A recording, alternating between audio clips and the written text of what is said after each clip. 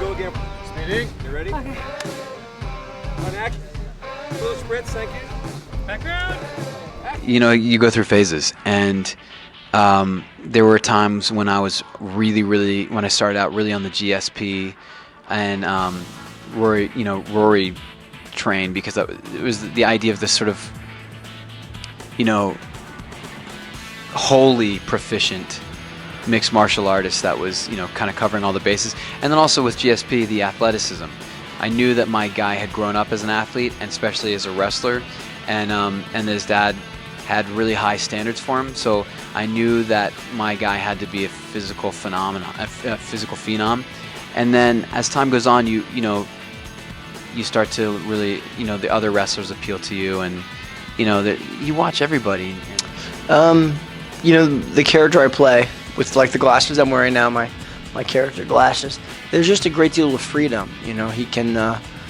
It's the same thing with a Conor McGregor. You can go very far on the spectrum both ways.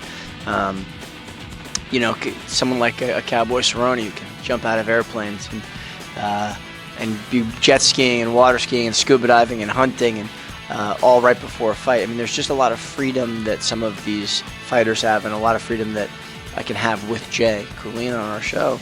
It's just exciting as an actor. I was on a Khabib kick for a second because you're like, well, that's different. He's not taking guys down like most guys or whatever. And then I know you always love the wrestlers. I mean, you always love the Johnny Hendricks and Matt Hughes and the Chad Mendezes, and you look at these American wrestlers, and because my guy's a wrestler, so.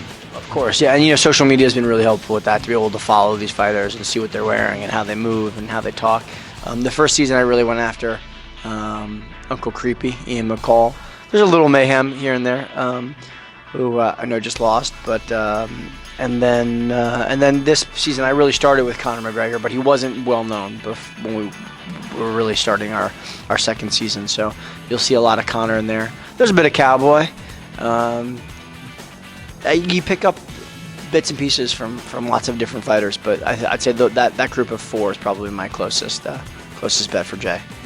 We're studying incessantly. The days when I get home after a long day shooting, you just have enough time to run to the gym and bang out whatever lifting session you have to do. And you get home and you're sweaty and disgusting, and I'm just too tired to take a shower right away, so I just veg on the couch.